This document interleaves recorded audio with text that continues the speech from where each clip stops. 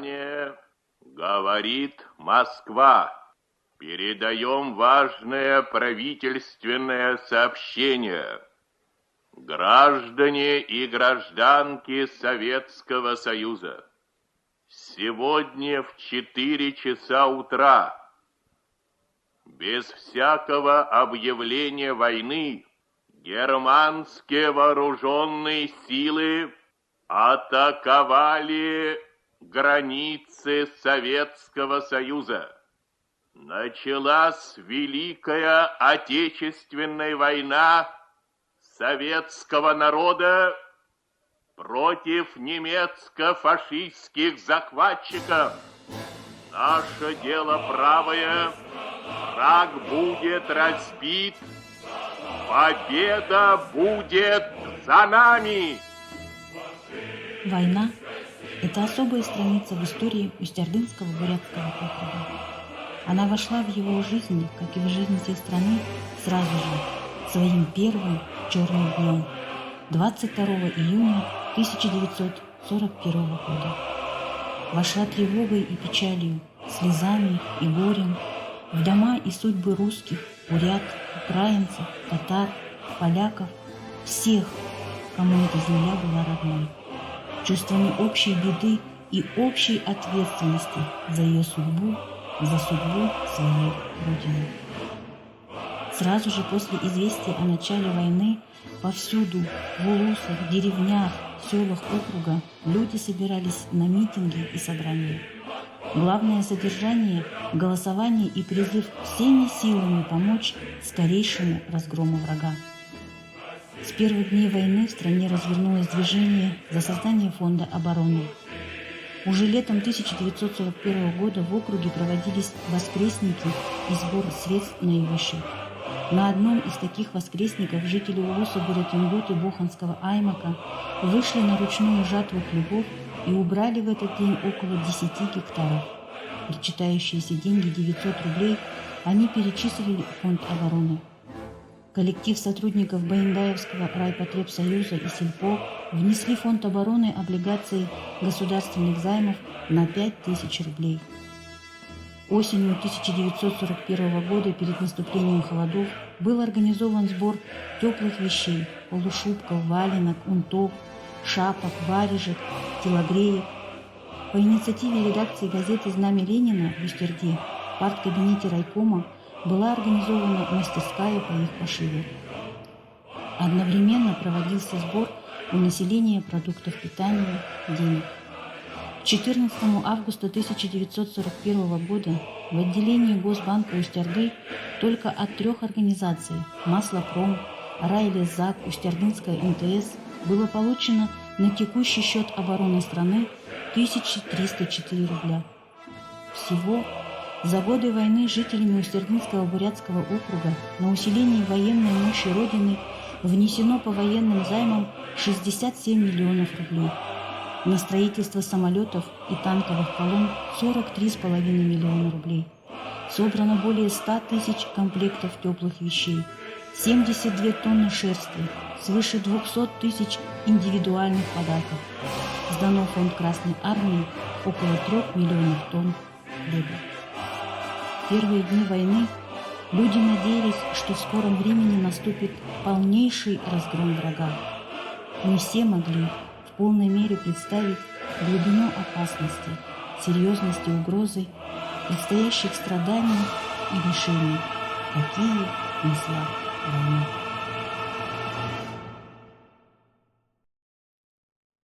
Уже 22 июня 1941 года военкомы партии, военкоматы стали поступать заявления граждан о желании добровольцами идти на фронт. К декабрю 1941 года на фронт было призвано около 2000 жителей округа. За весь период Великой Отечественной войны из Усть-Ордынского бурятского округа на фронт было призвано 19 684 человека. Не вернулось около 6000 человек. 8877 уроженцев, в том числе 195 женщин, были призваны на фронт из Аларского района. Среди них Фетисов Петр Гаврилович, новобранцем был отправлен на 71-й разъезд в Читинскую область, где формировалась 114-я Иркутская стрелковая дивизия. После успешного форсирования реки Свирь она была переименована в Свирскую краснознаменную. Оборонял Ленинград, участвовал в боях против отборных фашистских войск в Заполярье, награжден орденом Красной Звезды. Тармаев Сергей Базырович, уроженец Аляцкого сельского совета, убит 18 декабря 1942 года, похоронен на хуторе Верхнекумский Ворошиловского района Сталинградской области. Награжден орденом Боевого Красного Знамени. При эксгумации останков на позиции выявилось, что Тармаев погиб геройски. При нем обнаружен автомат ППШ без единого патрона, немецкий пистолет «Вольтер» без единого патрона, винтовка образца 1893 года без единого патрона. Будучи раненым, перелом правой нижней берцовой кости, кости левой руки, Тармаев, по всей видимости, продолжал бой. Гордится Аларская земля своими сыновьями-победителями, героем Советского Союза Андреем Петровичем Чумаковым и полным кавалером Ордена Славы Левченко Григорием Семеновичем. Андрей Петрович Чумаков родился 10 октября 1924 года в деревне Большая Ерма. В июне 1942 был призван в Красную армию, сражался на Западном, затем на Третьем Белорусском фронтах. За мужество, проявленное в боях, Чумаков приказом от 9 декабря 1943 года был награжден медалью за отвагу, а приказом от 21 января 1944 года был награжден орденом «Красная звезда». 21 августа 1944 года Чумаков, находясь в боевых порядках 3-го стрелкового батальона 854-го стрелкового полка, в момент контратаки 25 танков противника во главе группы бойцов остановил дрогнувшие ряды пехоты. Пехота противника была отсечена и не прошла за танками. Товарищ Чумаков погиб смертью храбрых в этом бою. Указом Президиума Верховного Совета СССР от 24 марта 1945 года за мужество и героизм, проявленные в боях с захватчиками, младшему сержанту Чумакову Андрею Петровичу присвоено звание Героя Советского Союза посмертно. Полный кавалер Ордена Славы Левченко Григорий Семенович родился в 1913 году в селе Тыргитуй Аларского района, участник Парада Победы 1945 года. Служил в 114-й Сибирской стрелковой дивизии. С фашистами встретился под Ленинградом. За храбрость и находчивость был награжден медалью за боевые заслуги. 2812 аларцев навсегда остались на полях сражений этой страшной войны. С Боиндаевского района на фронт было призвано 2217 человек, погибло свыше 700. В годы Великой Отечественной войны из Боиндаевской районной комсомольской организации добровольцами на фронт ушли 460 членов ВЛКСМ. Одним из первых добровольцев был Искандер Апатулипович Ресмятов, первый секретарь районного комитета ВЛКСМ. Погиб в 1944 году. Ушли добровольцами и многие ученики Боиндаевской школы. Маркус Саша, 15-летний участник обороны Севастополя, награжден орденом Отечественной войны второй степени. Харахинова Вера училась в школе радистов в городе Фрунзе, была зачислена в 10-ю авиационную дивизию на Внуковском аэродроме. Делала ночные вылеты к партизанам в Чехословакии, Венгрии, Польше, Германии. Награждена медалями за боевые заслуги за победу над Германией. 14-летний подросток Андрей Бусоев из деревни Гаханы Боиндаевского района во время Великой Отечественной войны ежедневно вспахивал парой лошадей более гектара пашни. Его призыв трудиться, не жалея сил, для скорейшей победы над заклятым врагом и ежедневно добиваться гектара пахоты также широко был поддержан молодежью и комсомольцами области. Развернуто бусоевское движение «Даешь гектар за день». Владимир Бузинаевич Барсоев, уроженец Улуса-Халбот Баяндаевского района, герой Советского Союза. В 1932 году по спецнабору ЦК ВКПБ уроженца далекой таежной глухомани направили в Ленинградское артиллерийское училище. В 1941 году он окончил военную академию имени Фрунзе. Великая Отечественная война застала его в ауле Ермоловка, неподалеку от Грозного. А уже в начале июля 1941 года капитан Барсоев в должности командира арт-дивизиона отражал атаки врага. Курская дуга, Воронежский и Первый Украинский фронт, тяжелые бои по освобождению правобережной Украины и Прикарпатья, захват Сандомирского плацдарма на левом берегу Вислы, освобождение Кракова, форсирование Одера и штурм Ратибора – вот этапы боевого пути нашего земляка. И везде гвардии полковник Барсоев показывал образцы мужества и личной отваги, в совершенстве владел искусством ведения боя с танками и пехотой противника.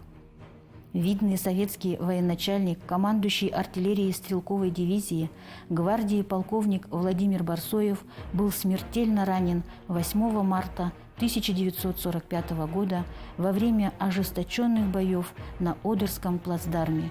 По его просьбе воины похоронили своего боевого командира во Львове, на холме Славы.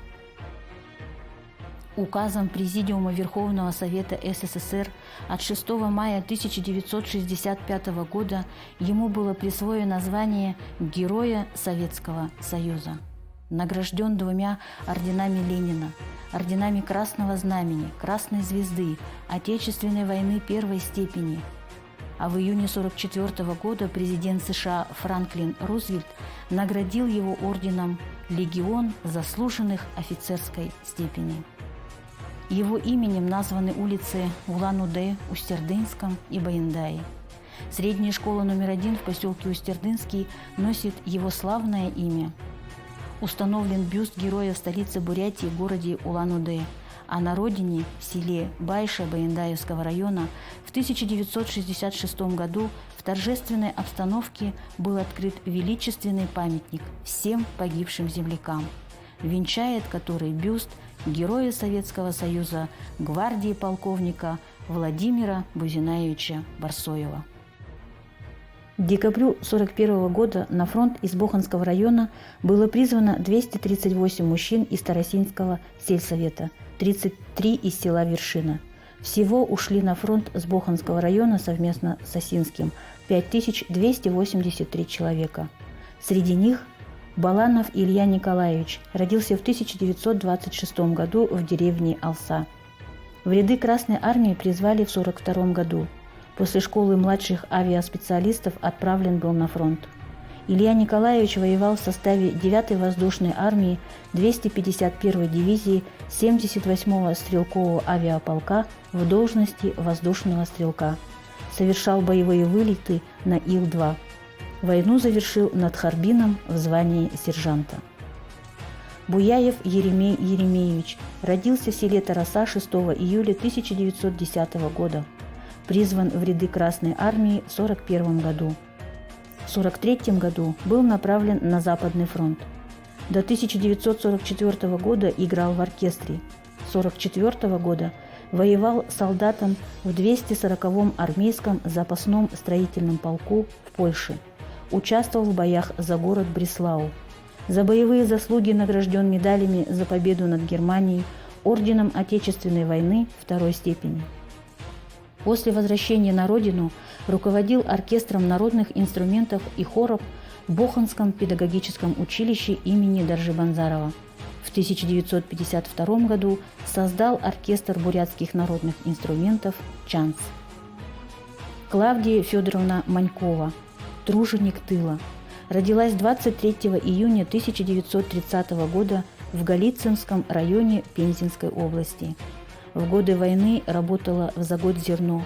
Ночью на железнодорожной станции грузила овес для фронта, трудилась в поле, полола проса. После войны Клавдия Федоровна приехала на работу на Дальний Восток, где и встретила своего мужа Манькова Иннокентия Максимовича, с которым приехала на его родину в поселок Бохан. Многие годы Клавдия Федоровна проработала в Боханской киносети, в кинотеатре «Колос». В год 75-летнего юбилея Победы Клавдия Федоровна отмечает 90-летие. На Боханской земле родились герой Советского Союза, гвардии-ефрейтор Егор Иванович Быков и полный кавалер Ордена Славы младший сержант Василий Иванович Кайгородцев. Егор Иванович Быков в 1940 году призван в ряды Красной Армии. Служил на Дальнем Востоке, 1941 года на Западном фронте. В 1942 году был ранен и тяжело контужен. За мужество и упорство в боях в мае 1944 года был награжден медалью «За отвагу», а через месяц снова ранение. После выздоровления стал пехотинцем, воином знаменитой 13-й гвардейской Полтавской дивизии. Особо отличился Егор Быков во время форсирования Одера. Подразделениям нужно было переправиться на малых надувных лодках. Лед, идущий по реке, замедлял переправу. Фашисты вели ожесточенный огонь. Некоторые лодки не доходили до берега, опрокидывались.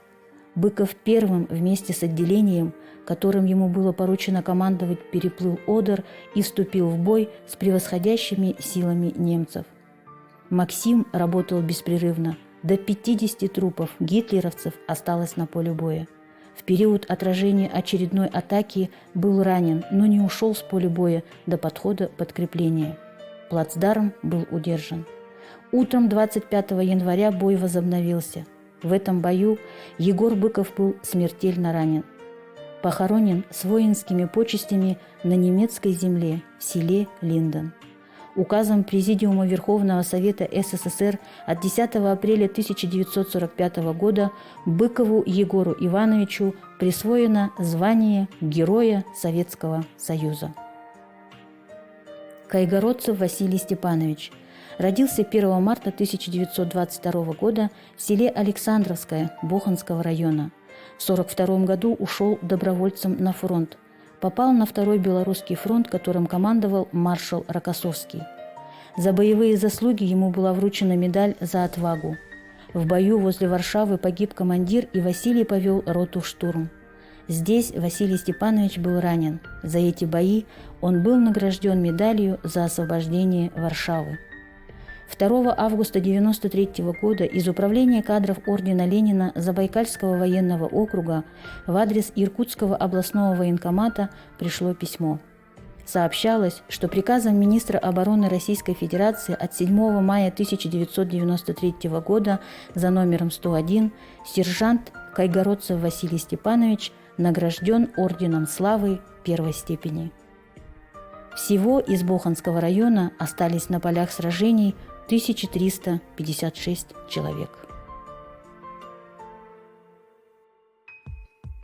Ни одну семью в Нукутском районе не обошла стороной война. С каждого двора уходили на фронт кормильцы, отцы, сыновья, и многие из них не вернулись. Около 3500 человек были призваны на фронт с Нукутского района. Из них 1300 воинов полегло на полях сражений. Многие навечно остались молодыми. Помнят и гордятся нукутцы земляками-воинами Второй мировой. Ишигилова Степанида Николаевна. За всю войну медсестра Серафима Николаевна вынесла с поля боя более 200 красноармейцев. Завершила свой фронтовой путь в освобожденной Праге. Награждена Орденом Отечественной войны второй степени, медалями за боевые заслуги, за оборону Ленинграда, за победу над Германией. Тыкешкин Антон Васильевич, капитан. С 17-летним пареньком был призван в армию. В январе 1944-го был направлен на фронт радистом первого класса. Участвовал в боях на Третьем, Втором, Первом Прибалтийском фронтах. Освобождал Минск, Вильнюс, Каунас, Польшу, Восточную Пруссию. Участвовал во взятии Кёнигсберга. В августе 1946 года в боях с милитаристской Японией парторг роты автоматчиков Иннокентий Николаевич Баторов, уроженец улуса Курунтай Аларского, ныне Нукутского района, повторил подвиг Александра Матросова, заслонив грудью товарищей по оружию. Посмертно награжден Орденом Отечественной войны первой степени. Чугуров Дмитрий Демьянович, гвардии ефрейтор 185-го артиллерийского гвардейского полка, командир 76 миллиметровой пушки. Воевал Чугуров под Сталинградом, защищал Москву, а завершил войну в Берлине. Имеет 2 ордена славы. Первую, бронзовую, он получил под Краснодаром за отражение пехоты и танков противника, вторую, серебряную, в городе Познани. Медали за победу Сталинграда, за освобождение Варшавы, за взятие Берлина. Один из орденов славы вручил ему маршал Советского Союза Константин Константинович Рокоссовский. В селе Дума, ныне Нукуты, Нукутского района Иркутской области, родился герой Советского Союза, гвардии майор Кузнецов Иннокентий Васильевич. В боевых действиях Великой Отечественной войны Кузнецов начал участвовать 22 июня 1941 года. Сражался на Западном, Калининском, Юго-Западном, Центральном, Белорусском и Первом Белорусском фронтах. Своим первым орденом Красной Звезды младший лейтенант Кузнецов был награжден уже 6 ноября 1941 года. 22 марта 1991 года указом президента СССР за мужество и героизм, проявленные в борьбе с немецко-фашистскими захватчиками в Великой Отечественной войне, майору Иннокентию Кузнецову присвоено высокое звание Героя Советского Союза с вручением ордена Ленина и медали «Золотая звезда». Также награжден 2 орденами Красного Знамени, орденами Александра Невского, Отечественной войны 2-й степени, Красной Звезды, Британской империи 5-й степени. На сегодняшний день в Нукутском районе проживает 3 ветерана, участника Великой Отечественной войны. Адыков Игорь Александрович из деревни Ей. Демобилизовался в марте 1951 года в звании младшего сержанта, награжден медалью за победу над Японией, а также юбилейными наградами Министерства обороны СССР и Российской Федерации. Инкеев Степан Николаевич, 1921 года. В апреле 1941 был призван на военную службу в ряды Красной Армии. За ратную службу удостоен многих боевых наград: орденом Отечественной войны 1-й степени, орденом славы 3-й степени, медалью за победу над Германией. Хамаганов Михаил Николаевич из деревни Куйта. В 1951 году был демобилизован, награжден медалью за победу над Японией. На фронт из Осинского района ушло более 2000 человек. Среди них Ханхатов Спас Васильевич. В ноябре 1941 года в составе 56-й стрелковой дивизии вступил в бой с немецко-фашистскими захватчиками на Волховском фронте. В этом бою погибли офицеры, сержанты роты, в которой воевал наш земляк. Но рота продолжала выполнять боевую операцию. В эти решающие минуты испытаний храбрый солдат Ханхатов взял командование ротой на себя. Он повел горстку бойцов в атаку, и особо важный рубеж был взят. Награжден орденом Отечественной войны 1-й и 2-й степени и орденом Ленина. Арсений Михайлович Етабаев из села Буренгуты Осинского района стал знаменитым снайпером на Западном фронте и лично уничтожил 356 фашистов и 2 самолета. Ему была посвящена почтовая открытка с его портретом на лицевой стороне и с надписью «Лейтенант Етабаев, знатный снайпер Волховского фронта». Награжден орденами Ленина, Отечественной войны, Красной Звезды. К огромному сожалению, он так и не был представлен к высокой награде, званию Героя Советского Союза. Исаков Сергей Куприянович в ряды Красной Армии был призван в январе 1942 года. В начале службы проходил в составе 36-й стрелковой дивизии Забайкальского военного округа. Но уже в ноябре того года, после окончания школы снайперов, в звании сержанта был направлен на Советско-Германский фронт.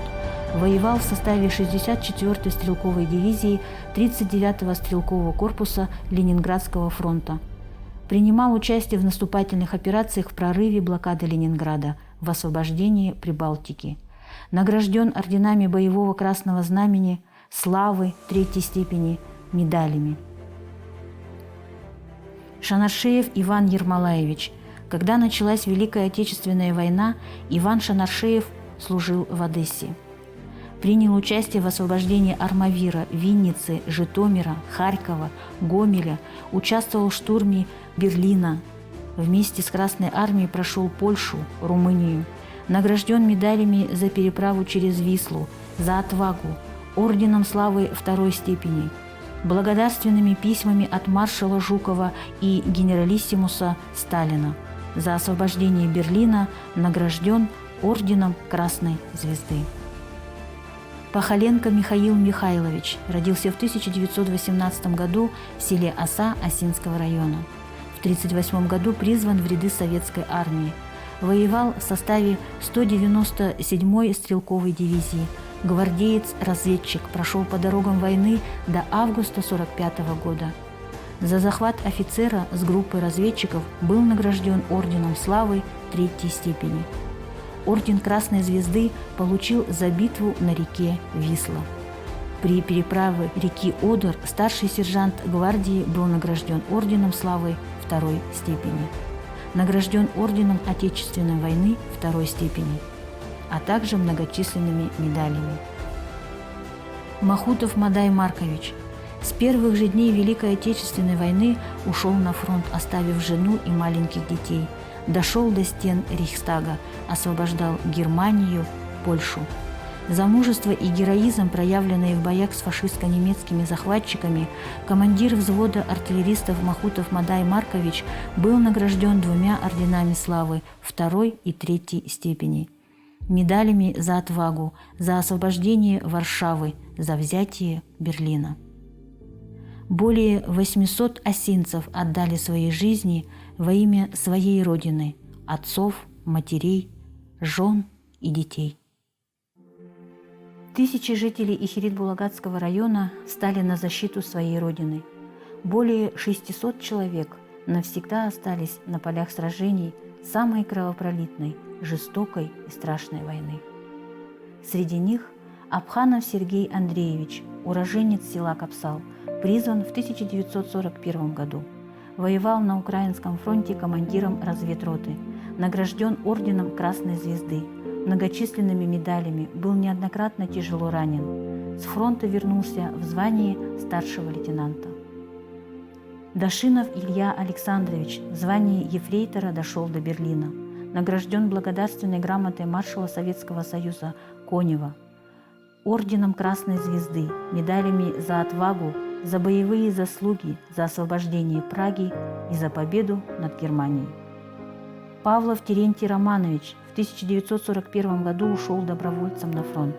Служил во 2-й гвардейской минометной бригаде в составе действующей армии, воинская специальность заряжающий «Катюш», награжден орденом Отечественной войны второй степени.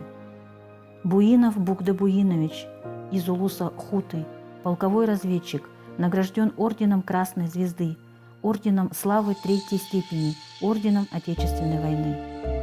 Буинтуев Владимир Хангаевич воевал на Восточном фронте в составе 67-го отдельного пулеметного батальона на 79-м разъезде воинской части 34621.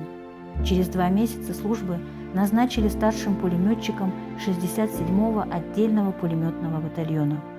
После прохождения обучения он становится командиром отделения пулеметчиков, младший сержант, командир стрелкового отделения. Был награжден орденом Отечественной войны второй степени, медалью за победу над Японией, за отвагу и юбилейными медалями. Алтаев Константин Прокопьевич, уроженец села Байтак.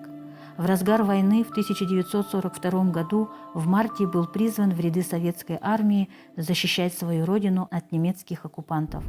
Участвовал во взятии города Вязьмы, участвовал в освобождении Новгорода, Минска, города Ош, был 4-жды ранен. 19 июля 1944 года возвратился домой. В 1944 году Алтаев Константин Прокопьевич за доблесть и мужество, проявленные в борьбе против немецких захватчиков, указом Президиума Верховного Совета СССР был награжден орденом Отечественной войны второй степени, медалью за победу над Германией, медалью за боевые заслуги от имени командира роты. С войны он вернулся инвалидом, но еще долгое время работал в родном совхозе. Хантаев Василий Харинаевич родился 19 августа 1924 года в Улусе Байтак, участник Великой Отечественной войны, артиллерист, герой Советского Союза.